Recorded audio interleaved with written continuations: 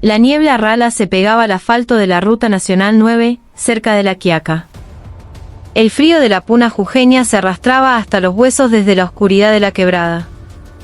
Un Fiat Cronos se detuvo, inclinado como un animal herido. 4 sombras de hombres rompieron el silencio, corriendo despavoridos hacia los matorrales sin mirar atrás. Elías Quispe fue el último en desaparecer en la penumbra. Javier Morales, un camionero de YPF, apretó el freno de su Scania y descendió. El haz de luz de sus faros cortó la neblina, reflejándose en la puerta abierta del auto. Detrás del volante, un hombre yacía desplomado. Una mano le aferraba el cuello. Su respiración era entrecortada, como una quena agrietada. Un olor a hierro, penetrante y metálico, llenaba el aire. No había sonido, solo el latido del corazón de Javier, que se había convertido en un bombo leguero gigante en sus oídos. Dio un paso, sus rodillas casi cediendo. El asiento trasero estaba vacío. El aire en la cabina era gélido, denso por un miedo que todavía flotaba. A lo lejos, el viento peinaba las cimas de los cardones, trayendo un susurro que sonaba a advertencia. Esa noche, algo andaba mal, muy mal. Y la puna conocía su nombre. El canto de los grillos se detuvo de golpe cuando Javier se acercó al coche. Los faros del camión iluminaron el frente del Cronos, salpicado de barro. El aire olía a metal y a la tierra húmeda de la quebrada. Tragó saliva, llamando en voz baja, «Che, ¿me escuchás?». Pero solo respondió el silbido de una respiración agónica. La piel de Mateo Vargas estaba fría. Javier abrió la puerta, sujetando el cuerpo del hombre antes de que cayera sobre el volante. En el asiento del copiloto, un celular seguía encendido, la pantalla parpadeando con la hora, 11:10. Javier marcó el 911 con manos temblorosas. «Hola, policía de Jujuy.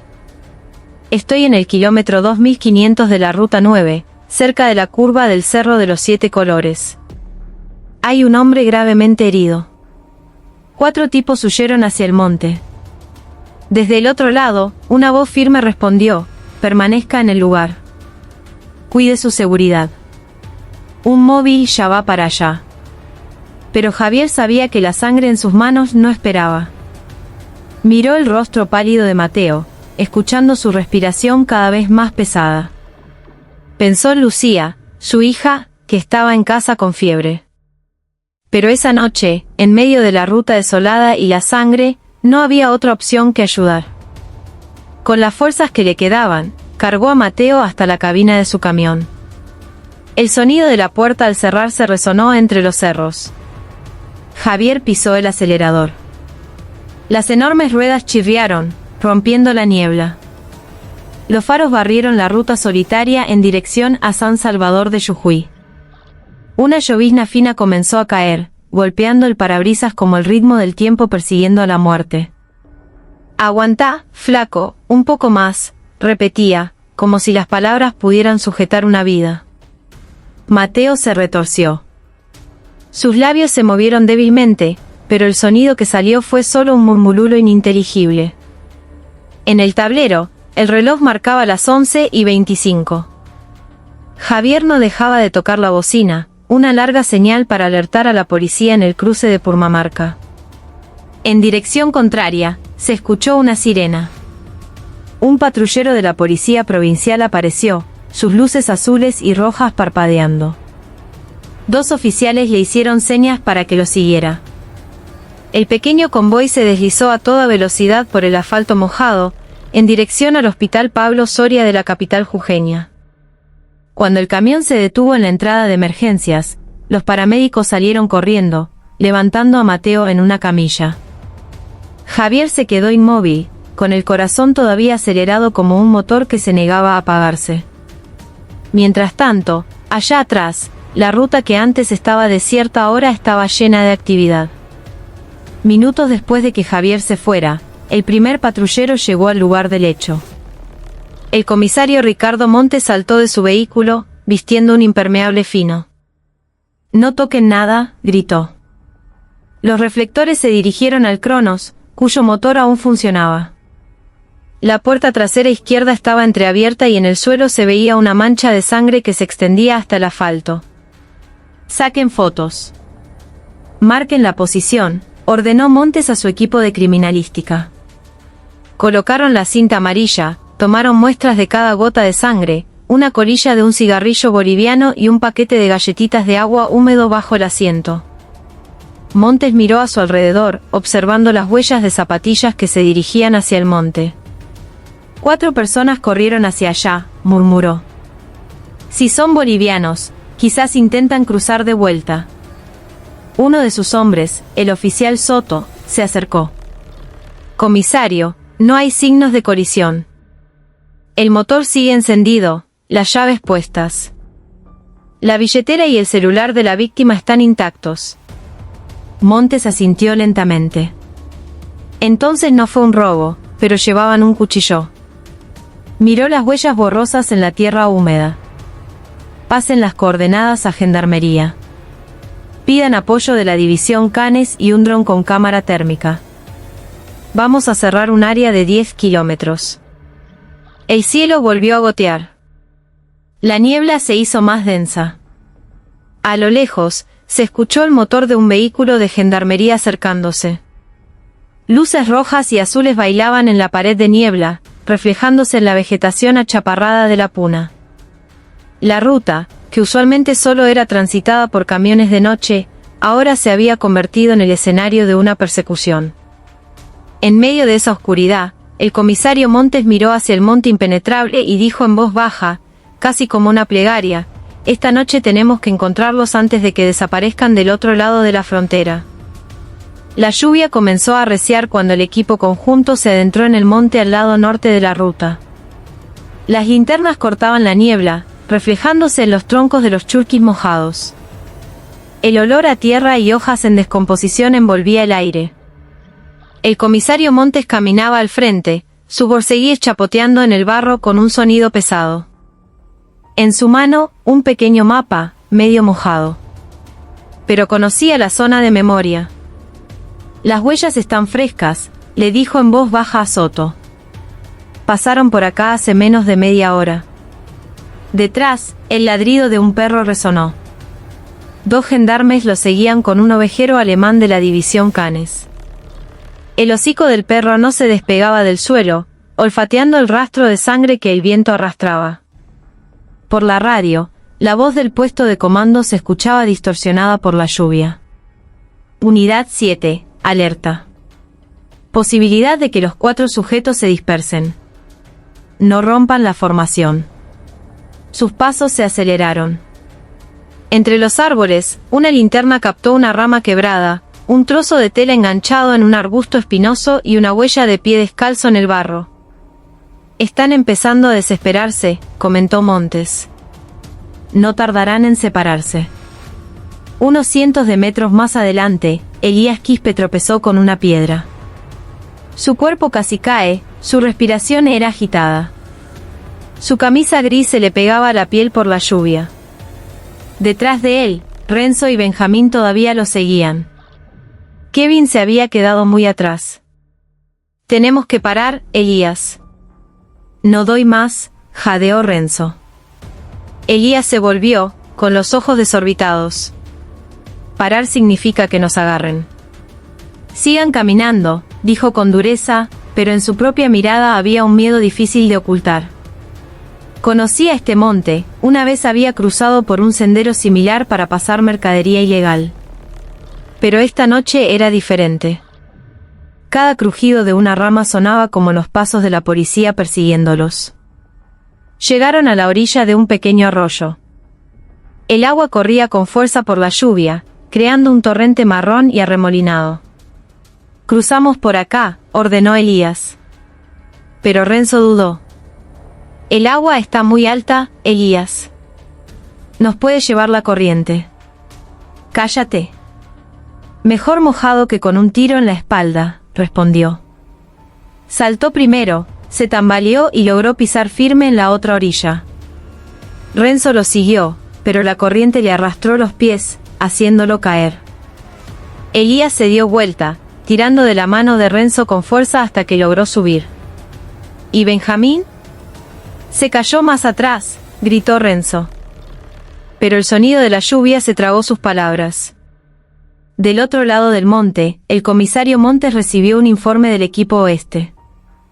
Encontramos restos de un paquete de yerba y una colilla a la orilla del arroyo. Hay señales de que cruzaron. Montes frunció el ceño. Pasen las coordenadas. Les cortamos el paso desde el norte. Hizo una seña a su equipo. Preparen el dron. Activen la cámara térmica. Unos minutos después, la pequeña pantalla en la mano de Soto mostró sombras en movimiento, 4 puntos de calor entre los arbustos. Están en dirección a las 12. A unos 200 metros. Montes levantó la mano, dando la orden. Nos acercamos despacio. No usen las armas a menos que sea de emergencia. La lluvia comenzó a amainar, pero la niebla se espesó. Cada paso se oía claramente entre los árboles. Se movían como sombras, en silencio. Solo se escuchaba el sonido de sus propias respiraciones. De repente, el ladrido del perro se detuvo en seco. Montes detuvo su avance. Silencio, susurró. Adelante, se escuchó el crujido de una rama. Luego, la sombra de una persona corriendo por una ladera. Alto, la voz de Montes retumbó. La luz de las linternas se movió frenéticamente, iluminando a 3 figuras que corrían a la desesperada. Elías se giró, con la cara llena de barro, los ojos salvajes. Empujó a Renzo en otra dirección. Sepárense ahora. Que no sepan para dónde vamos. Pero cuando se dio la vuelta, un destello de luz le dio de lleno en la cara. ¡Policía! ¡Alto ahí!, gritó Soto. Elías no respondió, se abrió paso entre los arbustos, corriendo con todas sus fuerzas. Pero el suelo estaba resbaladizo. Sus pies patinaron. Un haz de luz blanca de una linterna barrió su espalda. Intentó levantarse, pero el sonido metálico de un cerrojo ya se escuchaba detrás de él. 2 gendarmes lo inmovilizaron contra el suelo. Renzo y Benjamín fueron capturados poco después, al lado del arroyo. El comisario Montes llegó último, con la respiración agitada. Miró a Elías, que yacía en el suelo, el pelo pegado a la frente.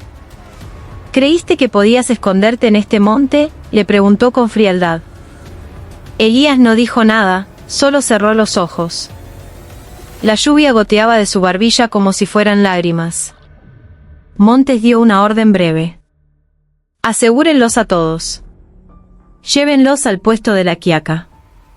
Falta uno. Búsquenlo hasta que aparezca. En el cielo, un relámpago iluminó el monte todavía humeante. Debajo, la tierra jujeña, mojada, guardaba las huellas de una noche que acababa de tragarse a 4 hombres en su miedo y su pecado. El amanecer apenas tocaba Jujuy cuando los 3 hombres, descalzos, fueron llevados a una sala de interrogatorios en la comisaría central. Sus hombros estaban sucios, sus rostros pálidos por el agotamiento. El comisario Montes estaba de pie detrás de un escritorio. Sus ojos eran penetrantes, pero su tono de voz era tranquilo. Siéntense, dijo brevemente. Afuera, la lluvia todavía goteaba del techo de chapa, señal de que la noche no se había ido del todo. Renzo bajó la cabeza, sus hombros temblaban. A su lado, Benjamín miraba el suelo sin expresión. Elías estaba sentado en el extremo, con las manos esposadas, todavía en silencio, como una piedra. Entre ellos, solo se oía el sonido de una lapicera y el crujido de las sillas. Montes los miró uno por uno. ¿Saben por qué están acá?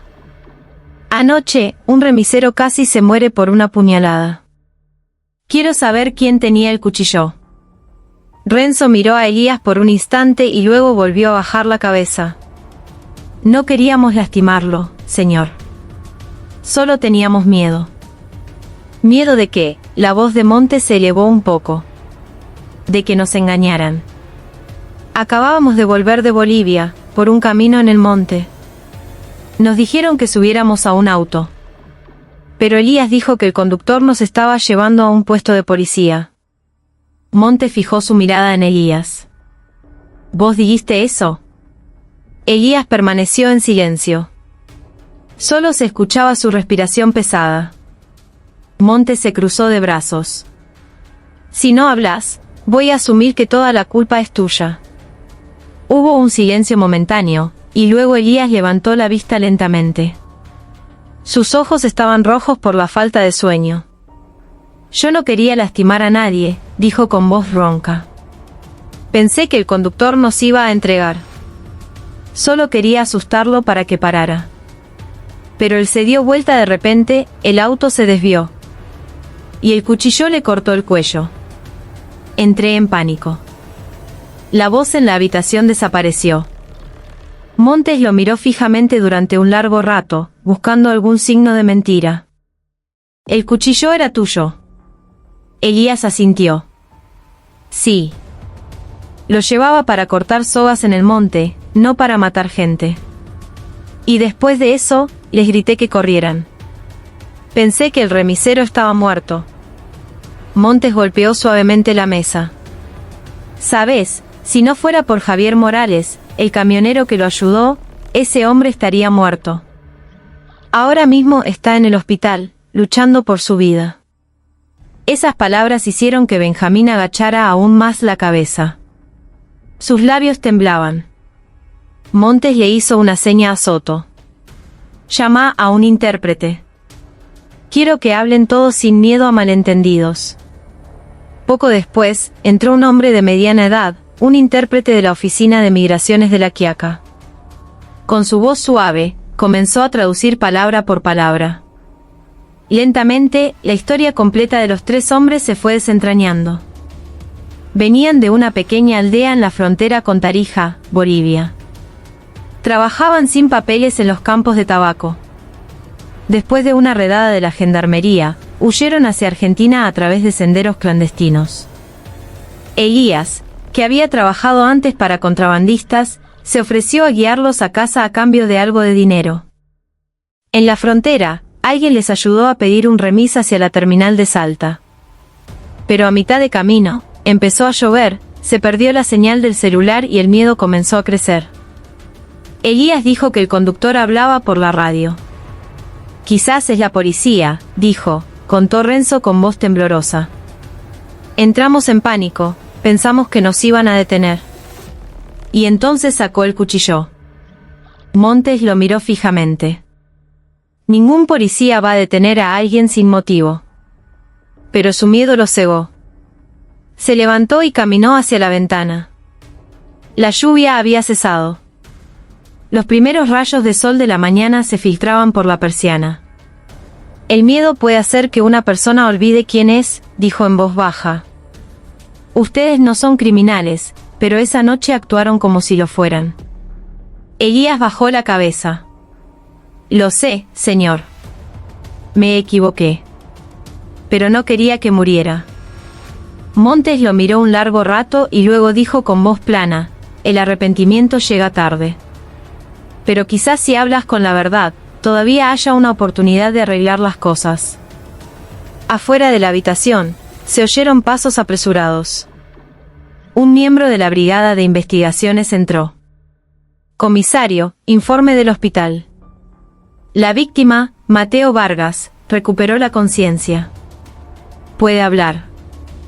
Montes respiró hondo y luego miró a Elías y a los otros dos. «Bien. Ahora vamos a saber toda la verdad de la boca de la persona que casi pierde la vida por la estupidez de ustedes». El ambiente en la sala volvió a ser silencioso. Los hombres bajaron la cabeza. Solo el sonido de las últimas gotas de lluvia cayendo afuera de la ventana, como el ritmo lento de una larga noche que aún no había terminado de exigir respuestas. En una sala de internación del Hospital Pablo Soria, el olor a desinfectante y el sonido del monitor de ritmo cardíaco se mezclaban en uno solo. Mateo Vargas yacía débil en la cama, con el cuello envuelto en una gruesa venda. Sus ojos estaban entreabiertos, mirando el techo blanco y deslumbrante. A su lado, en una silla, estaba sentado Javier Morales en silencio. La mano ruda del camionero sostenía un vaso de agua. Así que... Sigo vivo, ¿no? La voz de Mateo era ronca y lenta. Javier asintió. Tuviste suerte, che. Casi te desangrás en la ruta. Mateo intentó sonreír, pero su rostro se tensó de dolor. Solo recuerdo que gritaban. Luego alguien me puso un cuchillo en el cuello. Su respiración se entrecortó.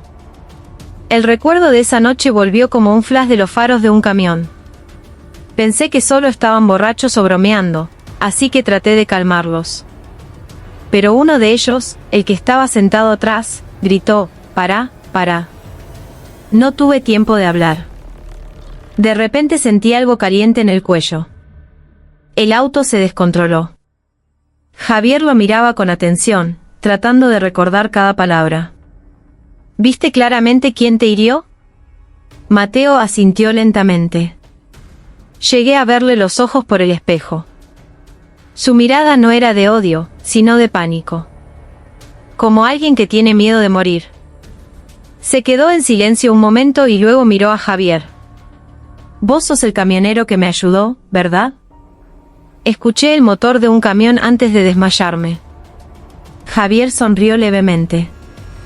Sí, justo pasaba por ahí. Dios me mandó esa noche. Poco después, la puerta se abrió. El comisario Ricardo Montes entró, todavía con el uniforme húmedo por la lluvia. Se paró al lado de la cama. Señor Vargas. Soy el comisario Montes, de la policía de Jujuy. Ya detuvimos a 3 de los hombres. Uno más está siendo buscado. Necesito su testimonio para confirmar la cronología. Mateo respiró hondo. Solo recibí un pedido de un tal Ramiro. Dijo que llevara a 4 pasajeros a la terminal de Salta. Cuando subieron, no hablaban mucho, solo susurraban entre ellos. La primera media hora fue normal. Pero después de pasar Tilcara, empezaron a inquietarse. Uno de ellos miraba por la ventana todo el tiempo. Llegué a escuchar la palabra, policía, de sus bocas, pero en una mezcla de español y quechua. Montes anotaba rápidamente en una pequeña libreta. Después de eso, las luces de un camión grande detrás nuestro quizás los asustaron. Les dije que se calmaran, pero el que estaba sentado detrás a la derecha se adelantó y me puso el cuchillo en el cuello. Por reflejo pisé el freno, el auto se detuvo. No recuerdo nada más después de eso. Montes cerró la libreta. Su rostro estaba tenso. Entonces no había intención de robar. Solo fue por miedo. Miró a Mateo con empatía. A veces el miedo es más peligroso que la mala intención. Javier se levantó y miró a Montes. Esa gente. Parecían laburantes. Les vi la cara cuando los detuvieron. No eran mala gente, pero lo que hicieron está mal. Montes asintió. Correcto. La ley es la ley. Pero también tenemos que saber por qué llegaron a ese punto. Unos minutos después, se oyeron pasos apurados en el pasillo. Un oficial de investigaciones llegó con una carpeta. Informe forense de la escena del crimen, comisario. Montes la abrió rápidamente. Dentro había fotos de las huellas de sangre, una navaja oxidada, un paquete de cigarrillos bolivianos y los datos del GPS. Todo coincidía con la confesión de los sospechosos. Montes volvió a mirar a Mateo. Gracias, señor. Su testimonio ayuda a cerrar la última parte de esa noche. Miró su reloj. Las 10 de la mañana. Pero todavía hay algo que quiero saber. ¿Quién es ese Ramiro que pidió el remis? Mateo frunció el ceño. No lo conozco. Su número ya no se puede contactar. Montes miró a Javier y luego dijo en voz baja, eso significa que todavía hay una sombra detrás de todo esto. La habitación volvió a quedar en silencio. Afuera de la ventana, el sol comenzaba a atravesar las nubes, iluminando el patio del hospital todavía mojado por la lluvia. Bajo esa luz, 3 figuras distintas permanecían en silencio, una víctima que acababa de regresar de la muerte, un salvador que pasaba por casualidad y un investigador que sabía que la verdad rara vez se detiene en la primera confesión. Y entre ellos, la noche sangrienta en la ruta jujeña todavía guardaba un pequeño secreto que aún no había sido pronunciado.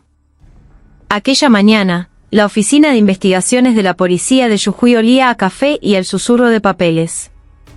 El comisario Montes estaba sentado frente a su computadora, mirando los datos del último número de celular que había contactado a Mateo Vargas la noche del incidente. El número estaba registrado a nombre de Ramiro Ramos. Dirección ficticia en Salta. El número estaba muerto desde la noche anterior. Chip prepago, comisario, informó el oficial Soto. Comprado en un kiosco, sin registro de DNI. Montes golpeó la mesa con la punta de una lapicera. Busca las cámaras de seguridad de la terminal de Salta y de la estación de La Quiaca. Quizás encontremos una cara que coincida. Se levantó y miró una pizarra blanca en la pared, donde la cronología del caso estaba dibujada con esmero. 4 hombres huyendo. Un conductor herido. Un pedido falso. Un número misterioso. En el centro, rodeó un nombre con un marcador rojo, Ramiro. Unas horas después, llegaron las grabaciones de las cámaras de la terminal. En un vídeo borroso, a las 9 de la noche, se veía a un hombre joven con una gorra negra hablando con alguien cerca de la parada de remises. En su mano izquierda, sostenía un celular. Amplíen la imagen, ordenó Montes. Cuando la imagen se aclaró, Soto habló en voz baja. Yo conozco a este tipo, comisario. Se lo ve seguido por la frontera. Lo conocen como un coyote, un pasador de trabajadores ilegales. Ese nombre activó inmediatamente un recuerdo en Montes. Ramiro, el Chueco, Ramos, un agente en las sombras que llevaba tiempo siendo buscado por traficar trabajadores desde y hacia Bolivia a través de La Quiaca. Pero hasta ahora, siempre se había escapado. Nunca lo habían atrapado con las manos en la masa. Montes miró la pantalla con una mirada fría. Entonces, esos 4 no eran simples viajeros, sino víctimas de su red. Ordenó a su equipo que se movilizara de inmediato hacia la frontera. En el puesto de control de La Quiaca, el aire del mediodía era seco y polvoriento. Varios camiones hacían fila esperando la inspección. Montes se paró frente a un oficial de migraciones, mostrándole la foto de El Chueco, capturada de las cámaras. ¿Vieron pasar a este hombre? Un oficial mayor asintió con duda. Hace unas semanas, entró a Bolivia. Dijo que iba a llevar mercadería. No lo hemos visto volver. Montes respiró hondo. Entonces todavía está del otro lado. Miró hacia el horizonte, donde la frontera era invisible pero lo suficientemente cercana como para cruzarla en 10 minutos por un sendero clandestino. Sabía que El Chueco no era solo el culpable en la sombra, sino también la razón por la que 4 hombres desesperados se habían perdido en el miedo. Al caer la tarde, Montes regresó a la comisaría. En la celda, Elías Quispe estaba sentado, apoyado contra la pared. Su rostro estaba sombrío. Cuando Montes entró, bajó la cabeza sin hablar. ¿Conoces a alguien llamado Ramiro Ramos, alias El Chueco?, preguntó Montes directamente. Elías levantó la vista, sorprendido. Sí, el que pidió el remis para ustedes. Elías asintió lentamente. Él nos dijo que cruzáramos. Dijo que habría trabajo en Salta. Buen sueldo. Solo teníamos que seguir sus instrucciones por celular. Cuando llegáramos, nos recogería. ¿Y le creyeron así nomás? Elías miró el suelo, su rostro se tensó. No teníamos opción, señor. En Bolivia, nos quitaron el sueldo.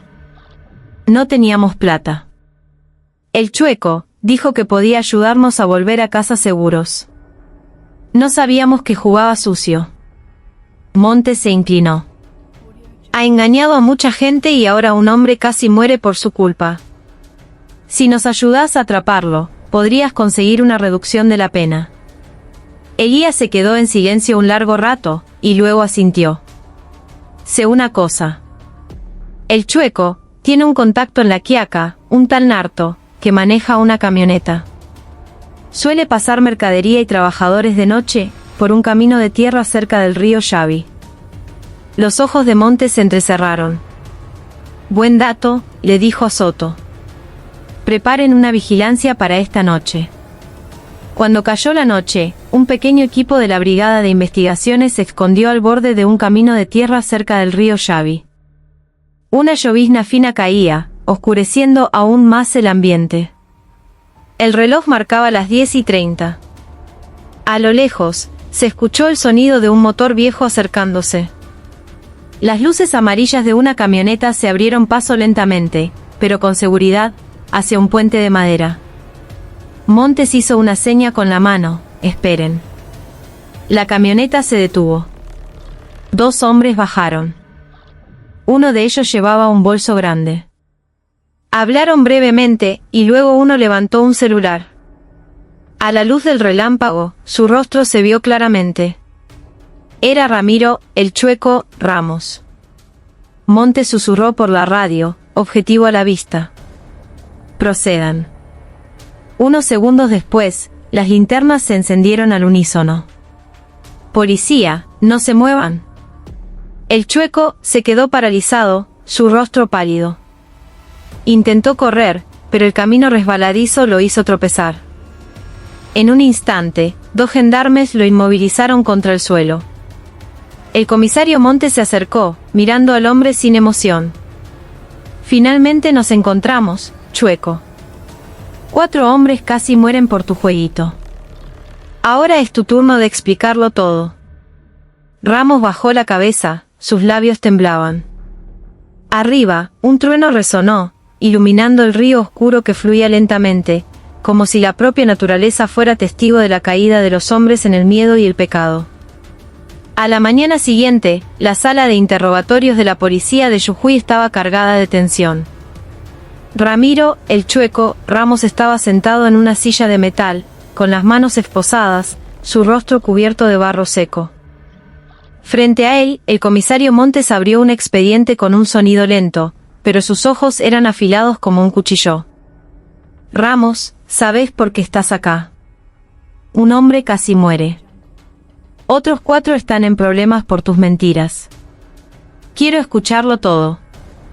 Ramos miró el suelo. Su voz era ronca. Yo solo soy un intermediario, señor. No tenía intención de lastimar a nadie.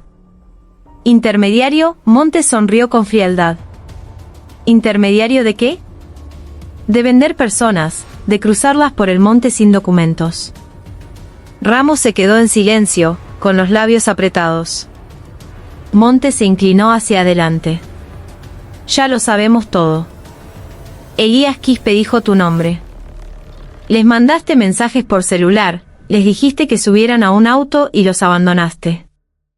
Pensaban que iban a conseguir trabajo, pero vos los tiraste a la ruta. Ramos respiró hondo y finalmente habló. Yo trabajo para alguien del otro lado, en Villazón. Se llama señor Velasco. Necesita trabajadores para proyectos de construcción.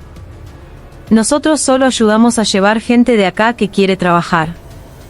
Y lo llevan por el río de noche. Recibís una pequeña parte por cada persona. Montes lo miró fijamente. ¿Y si los atrapan o mueren en el camino? Ramos bajó la cabeza. Ese es su riesgo, señor.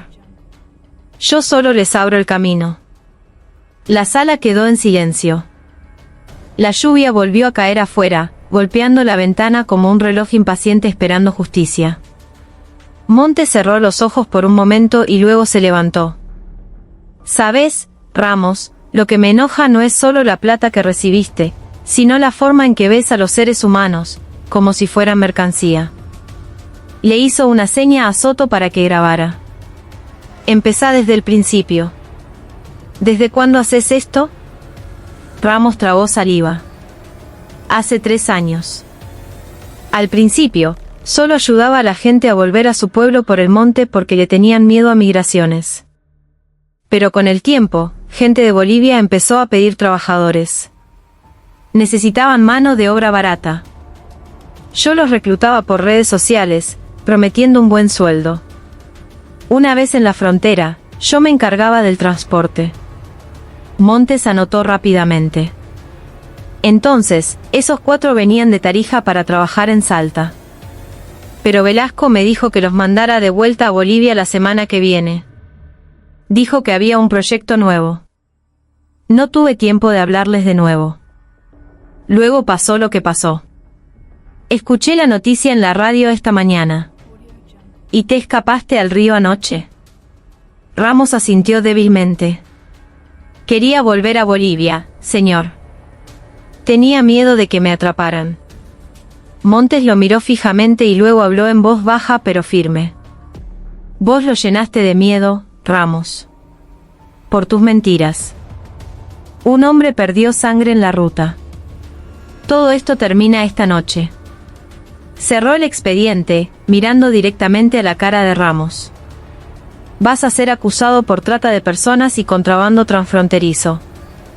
También vamos a coordinar con la policía boliviana para atrapar a Velasco. Ramos bajó la cabeza, con los ojos llorosos. Yo solo quería ganar plata, señor. La vida acá es dura. Montes negó con la cabeza. Todos necesitan plata, pero no todos venden la vida de otros para conseguirla. Unos minutos después, 2 oficiales llevaron a Ramos a una celda. Montes se quedó en la habitación, mirando la pizarra de investigación en la pared. Ahora, todas las líneas rojas que antes estaban sueltas comenzaban a conectarse, desde Mateo Vargas a Elías Quispe, luego a Ramos y, finalmente, a la sombra llamada señor Velasco al otro lado de la frontera. Soto entró con un nuevo informe. Señor, la policía de Bolivia ya fue contactada. Confirman que un empresario llamado Velasco está siendo investigado por un caso de trabajo ilegal. Montes lo miró, con el rostro tranquilo pero decidido. Bien. Mandales todos nuestros datos. Este caso no termina acá. Salió al patio de la comisaría. El cielo jujeño comenzaba a despejarse. La niebla se levantaba lentamente de los cerros. A lo lejos, los camiones volvían a circular por la Ruta 9, dejando un eco pesado de sus motores. Para el comisario Montes, esa noche sangrienta ya no era solo un caso de intento de homicidio, sino una ventana oscura al mundo de la trata de personas que se tragaba muchos destinos pobres.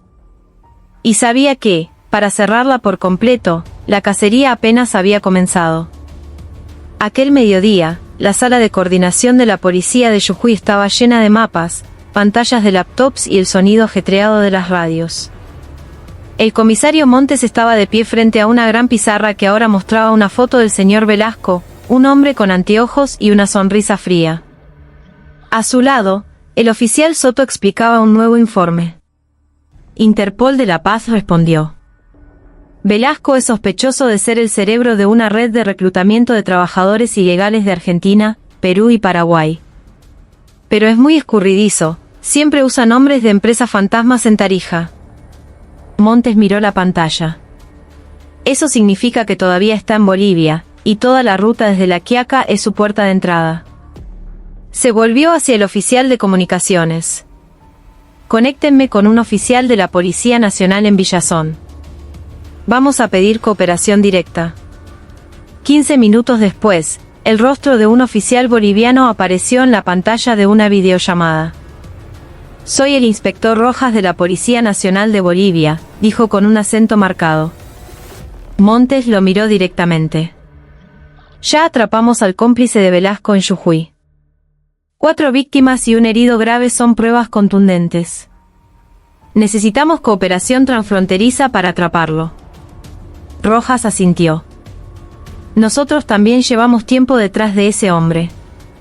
Pero Velasco siempre se muda. La última vez fue visto en un almacén en las afueras de Tarija, cerca del aeropuerto. Montes dio órdenes rápidas. Envíen las coordenadas.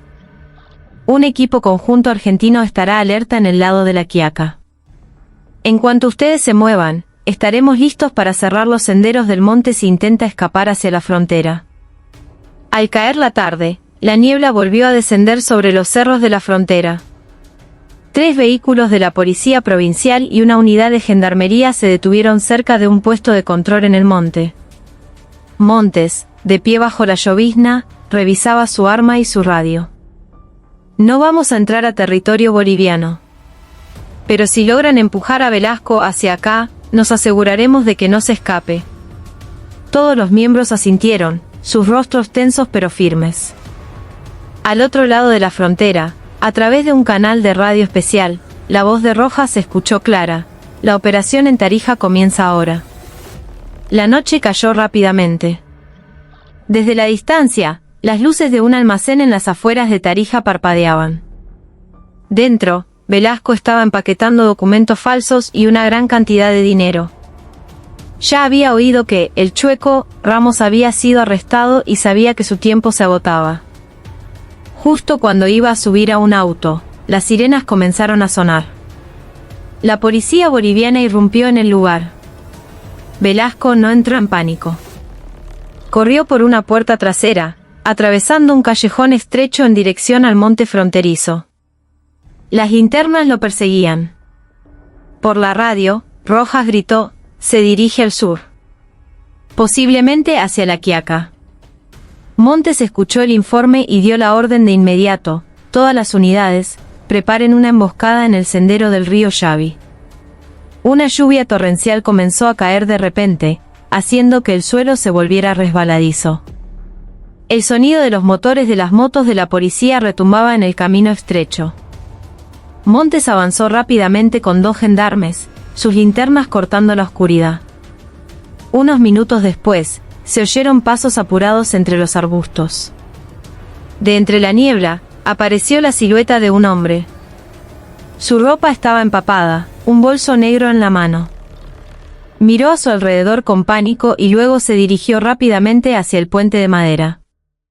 Pero antes de que pudiera cruzar, un potente reflector le dio de lleno en la cara. «Señor Velasco, deténgase ahí», la voz de Montes retumbó con fuerza. Velasco se giró, con los ojos desorbitados. Intentó abrir el bolso, ya fuera para sacar un arma o para huir con el dinero. Pero antes de que pudiera moverse, 3 puntos láser rojos de las armas de la policía apuntaron a su pecho y su cabeza. «Suelte el bolso. Levante las manos, ahora». Hubo unos segundos de silencio. La lluvia caía cada vez más fuerte. El agua goteaba de la punta de su nariz. Finalmente, dejó caer lentamente el bolso y levantó ambas manos en alto. 2 gendarmes lo inmovilizaron contra el suelo, esposándolo rápidamente. Montes se paró a su lado, con la respiración agitada pero el rostro tranquilo.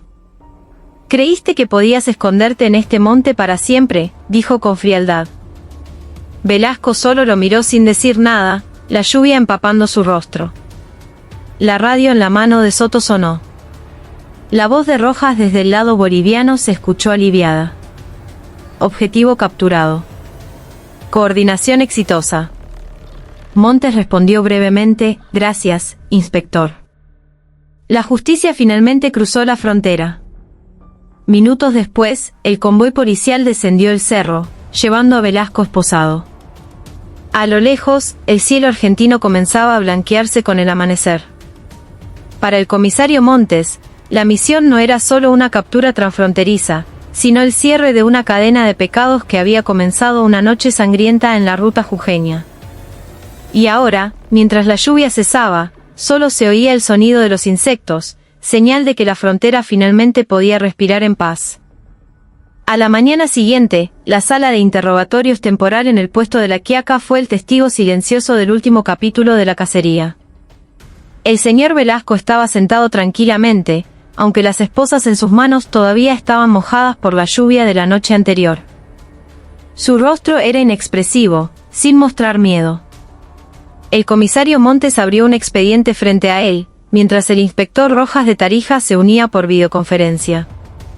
Una cámara apuntaba a Velasco desde el frente, grabando cada movimiento de sus ojos. Montes comenzó con una voz baja pero firme.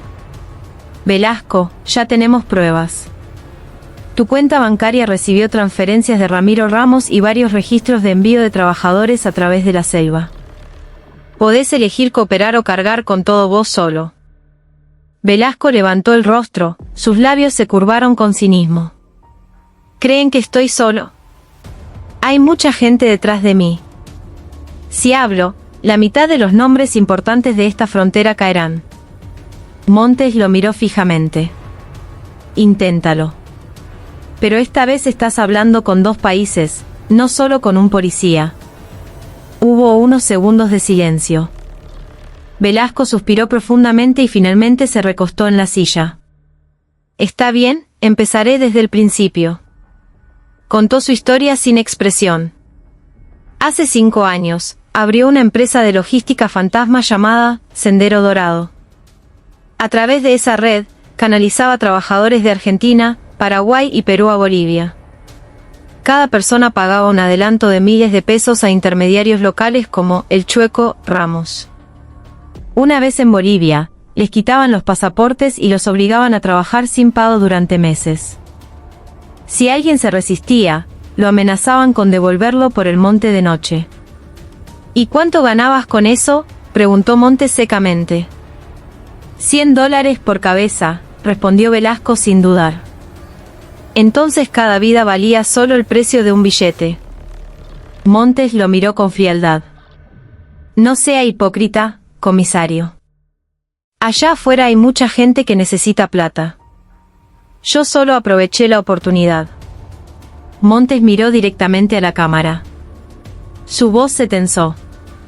Inspector, le enviaremos todos los expedientes y pruebas. Asegúrese de que este hombre no salga de la cárcel ni un solo día. Rojas asintió desde el otro lado de la pantalla. Tranquilo, lo procesaremos por trata de personas transnacional. Pero esta red es grande. Necesitaremos los datos de ustedes. Montes señaló una carpeta sobre la mesa. Hay una lista de nombres, números de cuenta y ubicaciones de almacenes en la frontera que obtuvimos de Ramos. La enviaremos por un canal seguro esta noche. Velasco de repente soltó una pequeña risa. ¿Creen que ya ganaron? Hay muchos como yo. Cierran una puerta y aparecen 10 más. Montes lo miró. Su voz era fría pero firme. Quizás. Pero esta noche, una puerta al crimen se ha cerrado. Eso es suficiente para salvar la próxima vida. Velasco desvió la mirada hacia la pared. En su rostro, la arrogancia se desvaneció lentamente, reemplazada por el cansancio. Los oficiales se lo llevaron de la habitación. Afuera, la luz del sol del mediodía atravesaba la última niebla en la frontera. Después de que se llevaran a Velasco, Montes se quedó de pie frente a la ventana del puesto, mirando el monte en la distancia. Soto se acercó con una taza de café negro. Se terminó, señor, dijo. Montes negó con la cabeza lentamente. No. Solo cortamos una rama de un árbol podrido. Las raíces siguen profundas. Soto guardó silencio por un momento. ¿Cree que la gente como Ramos y Velasco se detendrá? Montes miró el cielo. Su voz era tranquila. No. Pero si nos rendimos, ellos ganan. Nuestro trabajo no es esperar a que el mundo sea justo, sino asegurarnos de que el crimen no se salga con la suya. Esa tarde, la noticia de la captura de la red transnacional se extendió rápidamente en los medios de ambos países. El titular principal decía: Policía de Argentina y Bolivia desmantelan sindicato de tráfico de personas en la frontera. En el hospital, Mateo Vargas leyó la noticia en la televisión de su habitación. Miró la pantalla durante un largo rato y luego cerró los ojos con una leve sonrisa. Mientras tanto, en su celda, Elías Quispe escuchaba la misma noticia en la radio de un guardia. Una lágrima rodó lentamente por su rostro. Lejos, en la Ruta Nacional 9, Javier Morales volvió a encender el motor de su camión. Miró el cielo del atardecer, respirando hondo. El camino que una vez se había tragado sangre ahora volvía a estar en silencio, dejando solo el sonido de los neumáticos pesados sobre el asfalto mojado. Y en La Quiaca, donde el monte y la frontera se encuentran, esa noche, por primera vez, se sintió verdaderamente tranquila. Porque la justicia, aunque lenta, finalmente había llegado, atravesando la niebla y el pecado de los hombres. Un mes después de la gran operación en la frontera, la comisaría de Jujuy volvió a la calma. La lluvia comenzó a ser menos frecuente. Cambiaba la estación, pero en la sala de archivos, el expediente del caso de trata de personas de Velasco se apilaba ordenadamente, esperando el día del juicio.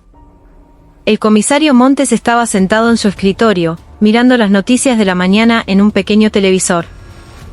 El tribunal de Tarija condena a 20 años de prisión a Velasco. Apagó la pantalla, respirando hondo. Finalmente, dijo en voz baja. Soto, que acababa de entrar, trajo un informe de seguimiento. Ramiro Ramos también fue sentenciado, señor. 16 años. Mientras que a Elías Quispe y los otros 3 les dieron una pena menor por cooperar.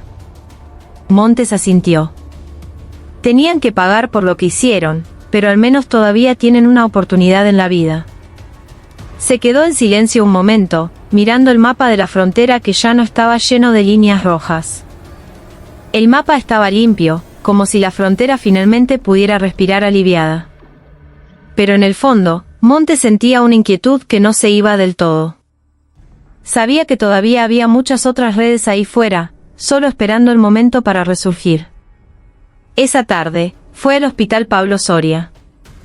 En la sala de recuperación, Mateo Vargas ya podía caminar, aunque su cuello todavía estaba cubierto con una venda delgada. Al ver a Montes, sonrió. Comisario. Finalmente atraparon a los culpables. Sí, asintió Montes. A todos, incluido el cerebro en Bolivia. Mateo miró por la ventana, donde el cielo de la tarde tenía un color naranja pálido. Antes pensaba que la vida de remisero era aburrida, pero esa noche me di cuenta de que a veces lo más común puede convertirse en la prueba más grande. Javier Morales entró unos minutos después con una bolsa de frutas. Escuché la noticia en la radio. ¡Qué grandes, comisario! Todo resuelto. Montes miró a los 2 hombres, una víctima, un salvador, y sonrió levemente. No todo está resuelto, don Javier. Pero esa noche, ustedes 2 fueron la razón por la que pudimos resolver este caso. Si usted no se hubiera detenido en esa ruta, Mateo quizás no estaría aquí. Javier se encogió de hombros, con su rostro sencillo. Yo solo paré porque sentí que algo andaba mal. A veces la intuición de un hombre de la ruta es más rápida que la radio de la policía. Todos rieron un poco. Pero en los ojos de Montes había un profundo respeto. Unos días después, Montes asistió a la última audiencia en Jujuy para decidir el destino de Elías y sus 3 amigos. En la sala del tribunal, Elías estaba de pie, con la cabeza gacha. El juez leyó la sentencia, 8 años de prisión. Elías derramó una lágrima. Al salir de la sala, miró a Montes y susurró, «Gracias por no dispararnos esa noche, señor». Montes respondió brevemente, «Solo necesitabas una oportunidad para redimirte». Fuera del juzgado, el cielo comenzó a llover de nuevo. Una llovizna fina, como la de la primera noche del incidente. Montes miró al cielo, escuchando el sonido de las gotas golpeando el suelo. Recordó los rostros que había encontrado, Javier con su valentía, Mateo luchando por vivir, Elías con su arrepentimiento y Ramos atrapado en la codicia. Todos eran parte de una cadena humana, uno con miedo, el otro con avaricia. Y entre ellos, siempre había alguien que intentaba salvar. Al caer la noche, Montes volvió a su casa. Guardó su pistola en un cajón, se miró en el espejo. Su cabello comenzaba a encanecer en las sienes. Sabía que la edad y el tiempo no esperaban. Pero esa noche, por primera vez en mucho tiempo, durmió tranquilo. Sin sirenas, sin llamadas de emergencia. Afuera, la Ruta Nacional 9 volvía a estar desierta. Las luces de los vehículos se deslizaban entre una suave niebla. El sonido de los motores pesados resonaba a lo lejos. Y en la curva donde antes ocurrió la tragedia, un pequeño cartel nuevo se erigía. Frena un segundo. Mirá a tu alrededor. Podés salvar una vida. Javier Morales había colocado ese cartel él mismo, con sus manos rudas y la sincera intención de recordárselo a cada conductor. El comisario Montes pasó por esa ruta una semana después. Se detuvo un momento, bajó la ventanilla y sonrió al ver el cartel de madera que se balanceaba con el viento. En su interior, susurró en voz baja: a veces la justicia no está solo en los tribunales, sino en el corazón de la gente que aprende de sus errores. El sol de la tarde se colaba entre la niebla, iluminando la ruta mojada. Y allí, todo el horror de esa noche sangrienta finalmente se transformó en una lección de vida, tranquila, pero que nunca sería olvidada. La noche descendía lentamente sobre la frontera en La Quiaca. La ruta nacional 9 parecía desierta. Solo de vez en cuando un gran camión pasaba, dejando el eco de su motor entre los cerros. El comisario Montes se detuvo en la curva donde alguna vez ocurrió la tragedia. Bajó de su auto, parándose bajo el cartel de madera que decía: frena un segundo. Mirá a tu alrededor. Podés salvar una vida. El cartel estaba ahora un poco descolorido, pero cada letra parecía guardar una historia que no se borraría. Encendió un cigarrillo, mirando la ruta oscura frente a él. En sus ojos, revivió la imagen de esa noche lluviosa, la sangre en el asfalto, la niebla y el sonido de la última respiración de Mateo Vargas, casi apagada. Todo parecía lejano, pero su sombra seguía siendo clara. Javier Morales había vuelto a su rutina. Mateo se recuperaba lentamente y planeaba dejar de conducir de noche.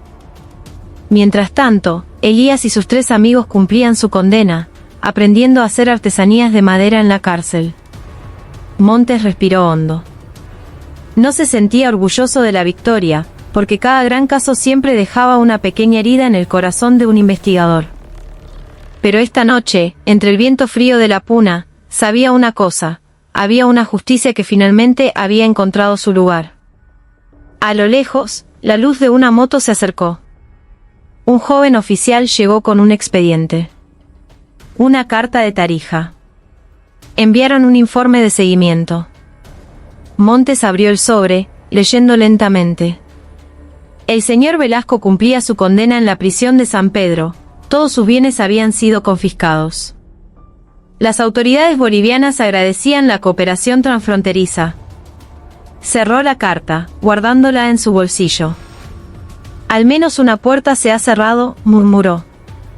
Luego miró las estrellas que comenzaban a aparecer sobre el monte. Pero todavía hay muchas otras puertas esperando ser abiertas. Unos días después, en el hospital de Jujuy, Mateo Vargas fue finalmente dado de alta. Se miró en el espejo, tocando la cicatriz en su cuello. Afuera, Javier Morales lo esperaba con su viejo camión. ¿Listo?, preguntó Javier con una sonrisa. Mateo asintió lentamente. Pensé que tendría miedo de volver a la ruta. Pero ahora sé que no todos los caminos son peligrosos. Lo peligroso son las personas que olvidan quiénes son. Javier soltó una pequeña risa. Ya hablas como un filósofo, Mateo. No, respondió Mateo, mirando el cielo. Solo casi me muero.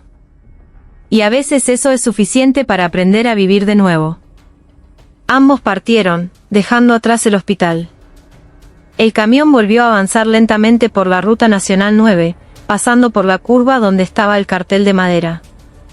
Mateo lo miró durante un largo rato y luego bajó la cabeza, susurrando en voz baja: gracias a Dios que esa noche todavía había gente que se detenía en el camino. Varios meses pasaron. En una pequeña sala de la Academia de Policía, Montes hablaba con un grupo de nuevos cadetes. No trajo una presentación complicada, solo una foto, la imagen borrosa de un Fiat Cronos detenido en medio de la niebla nocturna. Esta no es una foto de un caso común, dijo con calma. Es un recordatorio de que nuestro trabajo no es solo atrapar criminales, sino evitar que el lado humano se rompa. A veces, una pequeña decisión, detenerse, ayudar o confiar, puede cambiar el destino de muchas personas. La sala quedó en silencio. Los cadetes lo miraban con seriedad. Montes los miró uno por uno y agregó: se enfrentarán al miedo, la mentira y la codicia humana. Pero mientras todavía tengan empatía, la ley no perderá su alma. Cuando terminó de hablar, salió al patio. El atardecer teñía de naranja el cielo jujeño. A lo lejos, el llamado a la oración resonaba desde una pequeña capilla. Montes sonrió levemente, dándose cuenta de que, después de todo el caos, el mundo seguía girando de manera simple, tranquila y llena de oportunidades para redimirse.